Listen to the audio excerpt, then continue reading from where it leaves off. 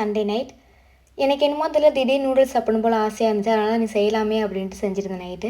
இந்த கேப்சிகம் வந்து ரீசெண்டாக எனக்கு ரொம்ப பிடிக்க ஆரம்பிச்சிது. சாப்பிடும்போது என்ன டேஸ்ட் கொடுக்குதுன்னா, இந்த மிளகா பஜ்ஜி சாப்பிட்டா எப்படி இருக்கும் அதே டேஸ்ட்டு கொடுக்குது. அது கூட கொஞ்சம் காரமாக இருக்கும். இது காரமே இல்லாமல் ரொம்ப சூப்பராகவே இருக்குது. இன்றைக்கி நிறைய வெஜிடபிளாக பிடிச்சிருந்துச்சுன்னா சூப்பராகவே இருந்துச்சு. டேஸ்ட்டு இன்னுமே ஹோட்டல் ஸ்டைல் மாதிரியே வந்துருந்துச்சு. நானாக செஞ்சேன்னா அப்படின்ட்டு ஒரு நிலைமையில தான் நான் இருந்தேன் இன்றைக்கி நான். எனக்கு அந்த நூடுல்ஸுமே சரி, ஃப்ரைட் ரைஸுமே சரி, கொஞ்சம் காரம் கம்மியாக மைல்டாக சாப்பிட பிடிக்கும்.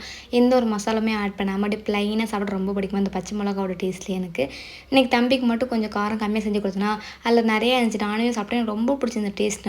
நான் செஞ்சேன்னா வந்து என்னால் நம்பிக்கையுமே ரொம்ப பிடிச்சிருந்துச்சு. இல்லை என்ன ஒன்று நான் பன்னீர் ஆட் பண்ணியிருக்கல, எனக்கு அப்புறம் தோணுச்சு பன்னீர் ஆட் பண்ணணும் டேஸ்ட் சூப்பராகவே இருந்திருக்குமே அப்படின்னு சொல்லிட்டு கண்டிப்பாக நெக்ஸ்ட் டைம் ஆட் பண்ணி உங்க கூட ஷேர் பண்ணுறேன். நான் தம்பிக்கு மட்டும் ப்ளைனாக செஞ்சுட்டு எங்களுக்கு வந்து காரம் நிறையா போட்டு நல்லா ஸ்பைஸாக செஞ்சுருந்தேன்.